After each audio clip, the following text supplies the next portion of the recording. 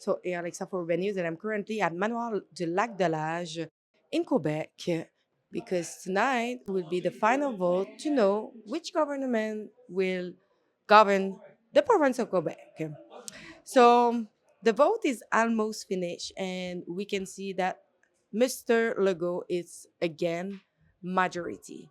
So, it will be the next government. But in the other hand, with 13% of the vote, Mr. Duhem did not gain any seat. And it's really strange to see that Mr. Legault, with less percent of vote, gained 15 more seats at the National Assembly. But the result is not finished yet, but it will probably finish soon.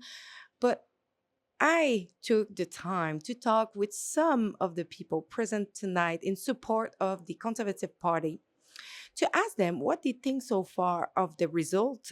And also, I asked them what can be the consequences of a part of the society who have no seat at the National Assembly to express their voice. Let's check it out. Alors, à 20h10, Radio-Canada prévoit que le prochain gouvernement sera dirigé par la coalition Avenir Québec. François Legault qui sera majoritaire. 20h10, Radio-Canada prévoit un gouvernement de la CAQ majoritaire. Monsieur Legault qui a donc, on voit des images du Rassemblement à Québec, gagné son pari. Beaucoup de gens, puis on verra comment tout ça va se traduire dans toutes les régions du Québec. Qu'est-ce que vous pensez des résultats électoraux jusqu'à maintenant? Je suis un petit peu déçu, mais pas beaucoup. Moi, je m'attendais à 0 député, 16, 17, 18 % du vote. Fait qu'on est à 13, malheureusement, que c'est un petit peu moins en pourcentage. Par contre, la campagne s'est écroulée sur le national, on l'a vu. On a commencé fort. Par contre, il y a eu l'histoire du compte de taxes et ensuite, tous les journalistes, les mauvaises questions. Pour une raison que je ne suis pas certain d'avoir la réponse. Éric, qui habituellement est très bon pour répondre aux journalistes, on aurait dit qu'il s'excusait. Il avait peur de répondre aux journalistes, qu'il attaquait pas. Fait que les journalistes ont vu qu'Éric est en mode défensif et ils l'ont pas lâché. Et malheureusement, au lieu que les gens voient quelqu'un qui démontre un peu du leadership, on a l'impression de voir un Éric qui s'excuse. Je ne cacherai pas pour les auditeurs qu'Éric est un de mes bons amis depuis plusieurs années. Puis dans la campagne, on se disait qu'il y avait un peu de la fatigue, mais tu sais, c'était un Éric sur la défensive qui avait de la misère à attaquer, alors que tous ceux qui l'ont suivi dans les médias dans les 10-12 dernières années ont vu un Éric beaucoup plus agressif, un Éric qui avait du revers, un Éric que quand il se faisait attaquer, il répondait.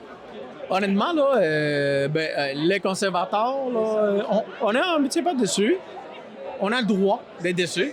Je me demande comment ça que les Québécois n'ont pas allumé après 2 ans de torture, 2 ans de ségrégation, excusez-moi des mots que je voudrais dire, là, que je dirais pas. C'est certain que je suis vraiment déçue. Ça reflète pas tous les efforts qu'on a mis, ça reflète pas tous les appuis qu'on a non plus. Donc, c'est certain que c'est décevant. En même temps, on a bâti quelque chose. C'est pas parce qu'on n'a pas de siège pour l'instant, c'est pas parce qu'on n'a pas d'élus à l'Assemblée nationale qu'il se passe rien puis qu'on recommence à zéro. Là. On a quelque chose de construit, on a une belle base de militants et on a des candidats qui se sont fait connaître, on a un programme qui s'est fait connaître. Donc, il faut capitaliser là-dessus, il faut trouver la bonne façon maintenant là, de partir puis de pas reculer pour être mieux préparé pour dans 4 ans. Avec 125 candidats pour la première fois, on fait le même score que le Parti libéral qui est là depuis 150 ans. Alors, c'est quand même extraordinaire. Là. On est passé de 1 à 12 % en termes de vote. On n'a pas de députés, mais ça, on le sait parce que c'est les règles du jeu. C'est un peu comme ça que ça fonctionne. Mais là, on a une super belle base. On a 125 associations de comté. On va tout aller se reposer pendant 2 semaines. Et puis après ça, on repart la machine. Puis 2026, c'est à nous autres à gagner. Là. Je pense qu'on va prendre... On va être l'opposition officielle en 2026. Et qu'est-ce que vous pensez que ça va avoir comme conséquence de ne pas avoir de siège qui représente à l'Assemblée ce pourcentage de personnes-là? Bien, le pourcentage confère quand même au parti des fonds, un budget, pour permettre de la recherche, pour permettre de consolider sa base, pour lui permettre de se préparer pour la prochaine élection. Peut-être de préparer également une partielle parce qu'on sait qu'il y a des partielles dans les 24 prochains mois suivant une élection générale qui surviennent dans la province. Alors, peut-être que le chef, Éric Duhem, aura la chance de se présenter dans l'une de ces parcelles-là. Je trouve ça grave parce qu'il n'y aura pas une voix qui va être là, tu sais, pour continuer à parler, tu sais, comme Claire Sanson était là. Là, il n'y a même plus personne. Fait que peut-être qu'il y en a qui vont il y en a peut-être qui vont faire comme Claire Sanson puis qui vont s'en aller du côté d'Éric. Ça serait surprenant, ça serait le fun de voir ça. C'est 13-14 % des Québécois qui leurs idées ne seront pas représentées à l'Assemblée nationale.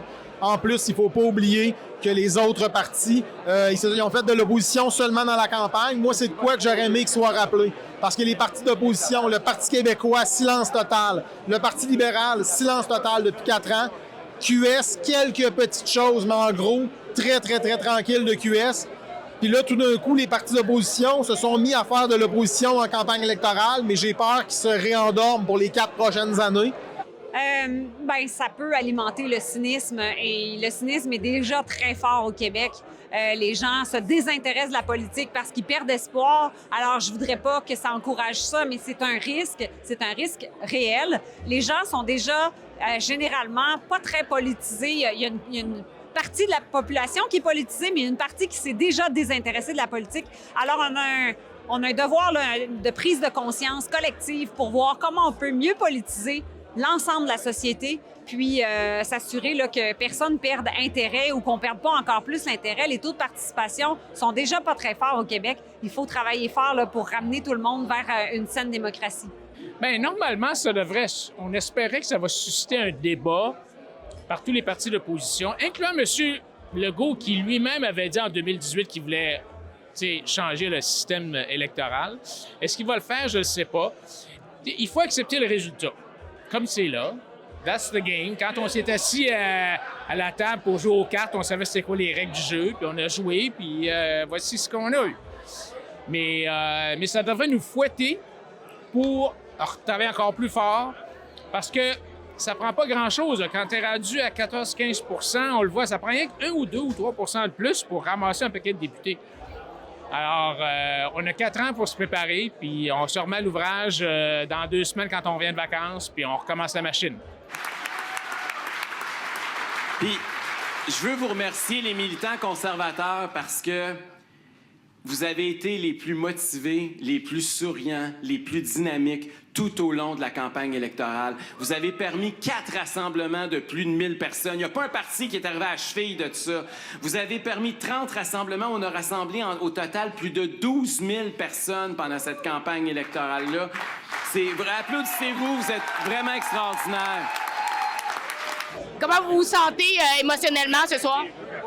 Je vous dirais, je pense que c'est quand même sur le feu de l'action. Je vous dirais que je m'attendais à être déçu, donc je suis comme pas trop déçu parce que je m'attendais à ça.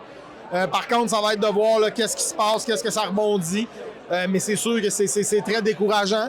Là, c'est aussi qu'est-ce qui va arriver. Là. Moi, j'ai peur que la CAQ nous remette là, les mesures, que les masques des enfants aux écoles, ça revienne. Ils vont-tu ramener le passeport vaccinal? Est-ce qu'on va être un Noël à 10 personnes? Est-ce qu'on va avoir une alerte Amber le 31 décembre parce que les urgences débordent? Et je ne vais pas vous mentir, là. Il y a quelques larmes là, qui sont sorties tantôt, là, mais c'est correct, c'est normal.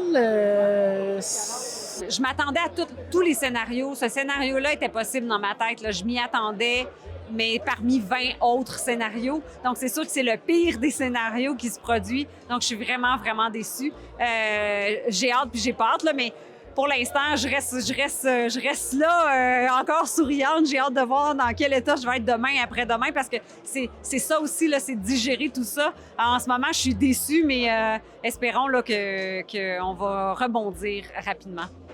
C'est pas la première défaite ou le premier côté négatif, mais moi, je suis quelqu'un qui se relève très vite de ça comme un phénix, qui se sert de ces erreurs-là pour se construire encore plus fort. Et pour les gens qui me connaissent, c'est pas la première bataille que je vois, c'est pas la première bataille auquel je participe, et ça ne sera sûrement pas la dernière, et la guerre n'est pas terminée. Right now, we know who is the new leader, the new government in the province of Quebec. It's la CAQ, Mr. Legault. But if you want to review all of our report that we did so far on the Quebec election. You can do so at quebecelection.ca. And in the same time, if you like our coverage and you want to encourage our journalism, you can chip in generously. Thank you very much.